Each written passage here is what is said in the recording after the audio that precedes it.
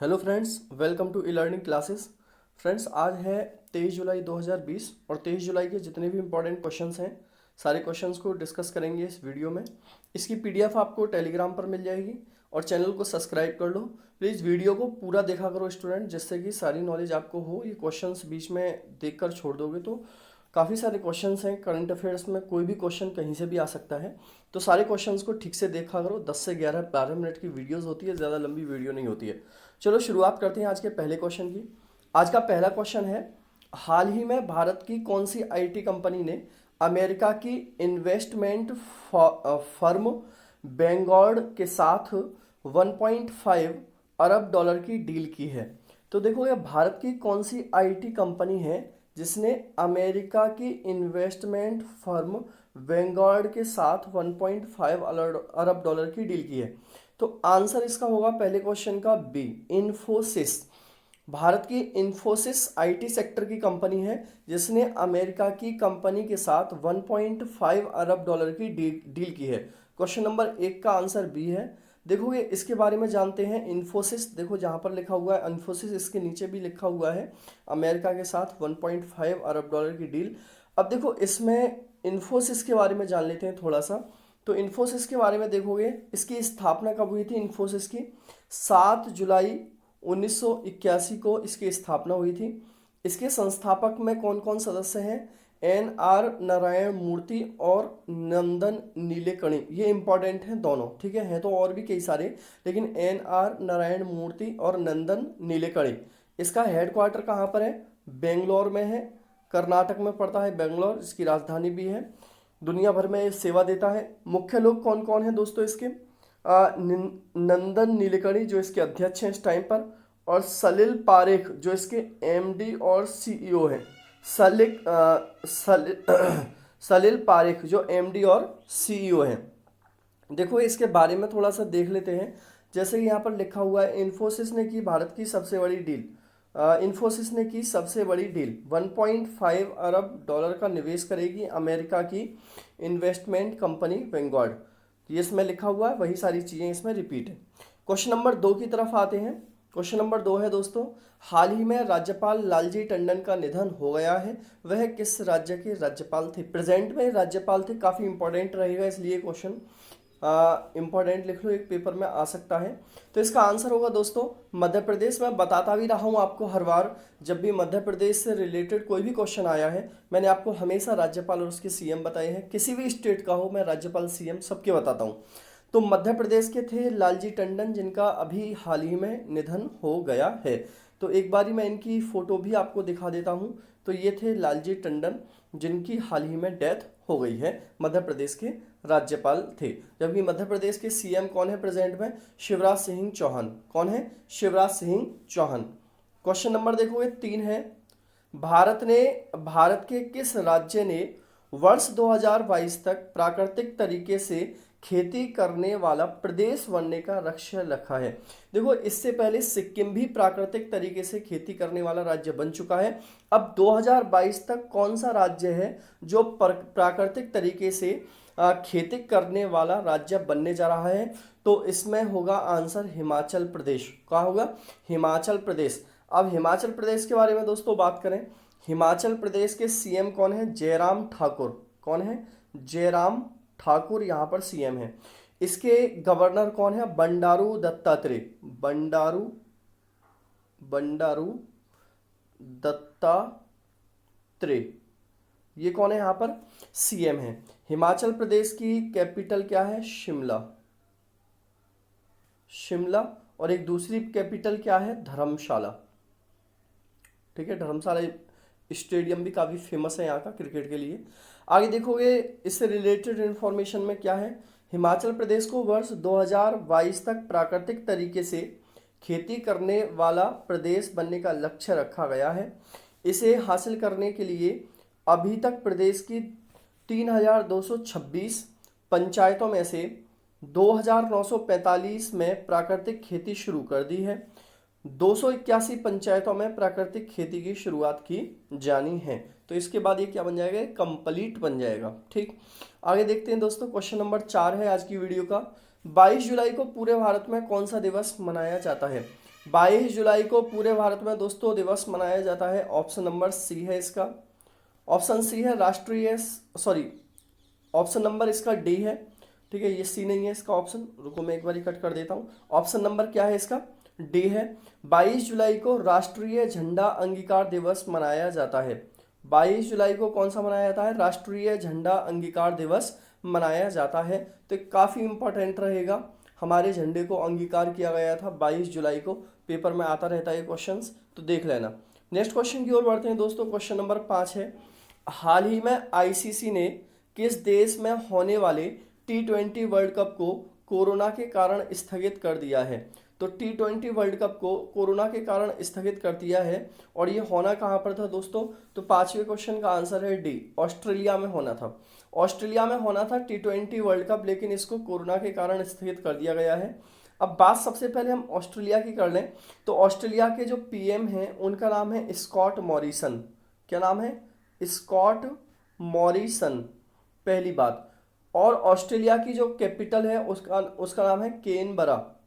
क्या नाम है? कैनबरा ऑस्ट्रेलिया की कैपिटल है। और ऑस्ट्रेलिया की जो करेंसी है वो है ऑस्ट्रेलियाई डॉलर। क्या है? ऑस्ट्रेलियाई डॉलर यहाँ की करेंसी है। आगे देखोगे इस क्वेश्चन से रिलेटेड आईसीसी के बारे में थोड़ा सा देख लेते हैं। यहाँ पर आईसीसी के बारे में इंफॉर्मेशन ये है कि आईसीसी की स्थापना हुई थी दोस्तों 15 जून 1909 को। कब हुई थी? 15 जून 1909 को। इसका हेडक्वार्टर कहाँ पर है? दुबई में है, संयुक्त अरब अमीरात, जो पूरे इसके अंदर आता है। मेंबरशिप में देखोगे 104 सदस्य हैं। ऑफिशियल लैंग्वेज इसकी इंग्लिश है। चेयरमैन इसके कौन बने हैं? अभी एंट्रिम चेयरमैन है ये, अंतरिम चेयरमैन। जब शशांक मनोहर ने अपना इस्तीफा दे दिया है तो इसके बाद इमरान ख्वाजा को बनाया गया है। किसको? इमरान ख्वाजा को बनाया गया है। और इसके सीईओ कौन बने हैं दोस्तों प्रेजेंट में? तो इनका नाम भी मैं दिखा देता हूँ। ये है मनु साहनी। कौन है? मनु साहनी इसके सीईओ बने हैं। तो इतनी इन्फॉर्मेशन इस क्वेश्चन से आपको याद रख लेनी है। काफ़ी इंपॉर्टेंट है ये इन्फॉर्मेशन, पेपर में आती रहती है। चलो नेक्स्ट क्वेश्चन की ओर बढ़ते हैं। क्वेश्चन नंबर 6 है दोस्तों आज की वीडियो का। हाल ही में आई यूएन की रिपोर्ट के अनुसार भारत में कुपोषित लोगों की संख्या में कितने मिलियन की कमी आई है? हाल ही में आई यूएन की रिपोर्ट के अनुसार भारत में कुपोषित लोगों की संख्या में कितने मिलियन की कमी आई है? तो दोस्तों इसका आंसर होगा आपके लिए 60। कितनी है? 60 मिलियन। कितनी है? 60 मिलियन लोगों की गिरावट आई है। 60 मिलियन की गिरावट, कमी आई है इसके अंदर। जैसे कि सबसे पहले इसमें यूएन लिखा हुआ है, तो सबसे पहले हम यूएन के बारे में देखते हैं। यूएन का मतलब क्या होता है? United Nations. अब देखो यूएन के बारे में काफ़ी इन्फॉर्मेशन यहाँ पर मैंने इकट्ठा की है। यूएन के बारे में देखोगे 26 जून 1945 को इस पर साइन किए गए थे। लेकिन इसको लागू कब किया गया था दोस्तों? जैसे इसमें लिख रहा है चार्टर एंटर्ड इनटू फोर्स, इसका मतलब होता है लागू करना। 24 अक्टूबर 1945 को इसको लागू किया गया था। इसका हेडक्वार्टर देखोगे कहाँ पर है? न्यूयॉर्क सिटी में है। बाकी बिल्कुल एकदम से लोकेशन इसकी दी हुई है, न्यूयॉर्क सिटी में है। ऑफिशियल लैंग्वेज इसकी 6 हैं। ये कौन कौन सी हैं? Arabic, Chinese, English, French, Russian और स्पेनिश। ये इसकी 6 ऑफिशियल लैंग्वेज हैं। इस टाइम पर देखो इसके सेक्रेटरी जनरल कौन है? एंटोनियो गुटेरेस हैं। डिप्टी जनरल कौन है इसके? अमीना जे मोहम्मद हैं। जनरल असेंबली प्रेसिडेंट कौन है इसके? तिजानी मोहम्मद बंदे हैं। काफ़ी इंपॉर्टेंट रहेगा, तिजानी मोहम्मद बंदे। Economic and social council president कौन है? मोना जूल हैं। जबकि सिक्योरिटी काउंसिल प्रेसिडेंट कौन है? डेंग डिन क्यू। डेन क्यू इसके सिक्योरिटी काउंसिल प्रेसिडेंट है। मेंबर्स किसने इसके अंदर? तो मेंबर की संख्या है 193 मेंबर्स हैं और 2 ऑब्जर्वर स्टेट भी इसके अंदर आते हैं। तो इतनी इन्फॉर्मेशन है और ये काफ़ी ज़्यादा इन्फॉर्मेशन है। इससे पढ़ने के बाद आपको आईसीसी से कोई क्वेश्चन नहीं छूटने वाला है। अब देखोगे इसमें क्या लिखा हुआ है, सॉरी यूएन के बारे में था, यूएन से कोई क्वेश्चन नहीं छूटने वाला है। इसमें लिखा है रिपोर्ट के अनुसार आने वाले कुछ सालों में अफ्रीका भुखमरी में सबसे अधिक प्रभावित होने वाला क्षेत्र बन गया। एक तो क्वेश्चन आपको ये मिल जाएगा पेपर में कि सबसे ज़्यादा भुखमरी कहाँ पर है? अफ्रीका के अंदर है, पहली बात। दूसरी बात, भारत के बारे में क्या है यहाँ पर लिखोगे? देखो यहाँ पर है संयुक्त राष्ट्र की एक रिपोर्ट की माने तो भारत में पिछले एक दशक के दौरान कुपोषित लोगों की संख्या में 6 करोड़ की कमी दर्ज की गई है। इस अल्प पोषित लोगों में अविकसित और कमजोर बच्चे भी शामिल हैं। यूएन ने यह रिपोर्ट मंगलवार को जारी की है, जिसमें यह कहा गया है कि 2019 में वैश्विक स्तर पर 69 करोड़ से अधिक लोग अल्प पोषित या भूखे थे। यह संख्या साल 2018 की तुलना में 1 करोड़ अधिक है। देखो, मुझे अगर ध्यान आ रहा हो थोड़ा सा, तो ऑप्शन में वो गलत हो गया है थोड़ा सा। ऑप्शन में वहाँ पर 60 लिखा हुआ है, लेकिन अदरवाइज ये है कितना, 69 है। कितना है, 69 है। तो वहाँ पर हम सही कर लेंगे, मैं पीडीएफ में इसको सही कर दूंगा, तो वहाँ पर मैं 69 कर दूंगा ऑप्शन को, तो 69 सही है इसका। 69 करोड़ लोग भूखे हैं भारत के अंदर इस रिपोर्ट में। ठीक है, अब देखो क्वेश्चन नंबर नेक्स्ट है दोस्तों, 7वां क्वेश्चन है, हाल ही में राष्ट्रपति रामनाथ कोविंद के निजी सचिव के रूप में किसे नियुक्त किया गया है? तो रामनाथ कोविंद का निजी सचिव बनाया गया है दोस्तों, ऑप्शन नंबर बी है वी प्रवीण सिद्धार्थ को। वी प्रवीण सिद्धार्थ को राष्ट्रपति रामनाथ कोविंद का निजी सचिव बनाया गया है। देखोगे, इनकी एक छोटी सी फोटो मिली है, बहुत ज़्यादा क्लियर नहीं है और फोटो थी नहीं। ये है वी प्रवीण सिद्धार्थ, जिनको बनाया गया है राष्ट्रपति रामनाथ कोविंद का सचिव। ये काफ़ी इंपॉर्टेंट होगा क्वेश्चन। ठीक, आगे क्वेश्चन की ओर बढ़े। क्वेश्चन नंबर 8 है, हाल ही में किस राज्य ने मधु बाबू पेंशन योजना के तहत ट्रांसजेंडर समुदाय को शामिल करने की घोषणा की है? मधु बाबू पेंशन योजना के तहत ट्रांसजेंडर को शामिल करने की योजना ये की है दोस्तों, इसका आंसर है ओडिशा। क्या है दोस्तों इसका आंसर? ओडिशा सरकार ने की है। अब देखो, ओडिशा के बारे में बात की जाए तो ओडिशा के जो सीएम हैं उनका नाम है नवीन पटनायक। क्या नाम है? नवीन पटनायक। ये काफ़ी इंपॉर्टेंट रहेगा, पेपर में आता रहता है। भुवनेश्वर यहाँ की राजधानी है। अब देखो, यहाँ पर जैसे लिखा हुआ है, ओडिशा सरकार ने मधु बाबू पेंशन योजना के तहत ट्रांसजेंडर समुदाय को शामिल किया है, जिसका उद्देश्य राज्य में निराश्रित बुजुर्गों, अलग अलग व्यक्तियों और विधवाओं को वित्तीय सहायता प्रदान करना है। मधु बाबू पेंशन योजना राज्य सरकार द्वारा शुरू की गई एक सामाजिक सुरक्षा योजना है। इस योजना के तहत लगभग 5,000 ट्रांसजेंडरों को उनकी आयु के आधार पर विभिन्न श्रेणियों के तहत पेंशन के रूप में 500 रुपये, 700 रुपये और 900 रुपये प्रति माह मिलेंगे। राज्य सरकार की इस सामाजिक कल्याण योजना के तहत लगभग 5,000 ट्रांसजेंडर लाभान्वित होंगे। तो मेरे ख्याल से काफ़ी इंपॉर्टेंट है, ठीक से पढ़ लेना इस इन्फॉर्मेशन को एक और बार। क्वेश्चन नंबर देखोगे 9 है, हाल ही में किस राज्य सरकार ने नवीन रोजगार छतरी योजना शुरू की है? नवीन रोजगार छतरी योजना शुरू की है, ऑप्शन नंबर बी है उत्तर प्रदेश की सरकार ने। उत्तर प्रदेश सरकार ने नवीन रोजगार छतरी योजना शुरू की है। उत्तर प्रदेश की बात करें दोस्तों, उत्तर प्रदेश के सीएम हैं योगी आदित्यनाथ। कौन है? योगी आदित्यनाथ।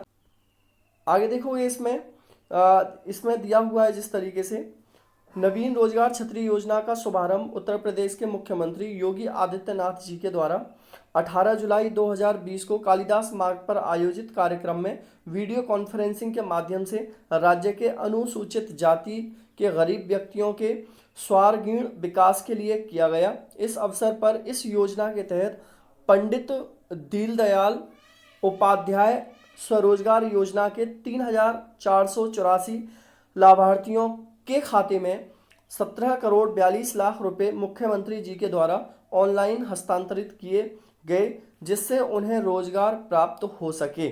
ठीक है, इस कार्यक्रम में समाज कल्याण मंत्री रमापति शास्त्री भी मौजूद रहे थे। तो ये इन्फॉर्मेशन इस क्वेश्चन की है, काफ़ी इंपॉर्टेंट है, पढ़ लेना। कितना रुपया है यूपी के पेपर के लिए, काफ़ी इंपॉर्टेंट है, कितना रुपया और कितने लाभार्थियों को दिया गया है। क्वेश्चन नंबर 10 है, हाल ही में 2020 का नेल्सन मंडेला पुरस्कार किसे मिला है? हाल ही में 2020 का नेल्सन मंडेला पुरस्कार, ये भी काफ़ी इंपॉर्टेंट क्वेश्चन रहता है, पेपर में आता रहता है क्वेश्चन। तो इसका आंसर होगा दोस्तों सी, मारियाना वर्दीनोइनिस और मेरिसाना कायेट। मरिसाना कॉयेट और मारियाना, मतलब ऑप्शन नंबर ए और बी दोनों ही सही है इसके अंदर। देखो, मैंने इसकी एक पिक्चर भी लगाई हुई है। मॉरिसाना कॉयेट ये हैं और ये हैं आपके मारियाना वर्दियानोनिस।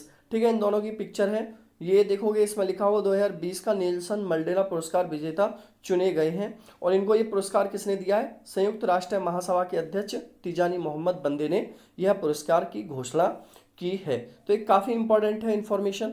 आज का टुडे क्वेश्चन है जिसका आपको आंसर कमेंट बॉक्स में देना है, डेली डेली जैसे देते हो आप लोग। लिखा हुआ है क्वेश्चन, हाल ही में ओशुका रेपोंडा किस देश के प्रधानमंत्री बनी हैं? ओशुका रेपोंडा किस देश के प्रधानमंत्री बने हैं? तो इसका मैंने कल क्वेश्चन बताया था आपको, पिक्चर भी दिखाई थी इनकी, तो आप सभी लोग इसका आंसर भी दोगे और जो देश है उसकी कैपिटल भी लिखोगे, काफ़ी इंपॉर्टेंट है, उसकी कैपिटल भी मैंने आपको बताई थी, उसकी कैपिटल भी लिखोगे। चलो दोस्तों, यहीं से लेता हूँ मैं विदा आपसे, tata bye bye and take care.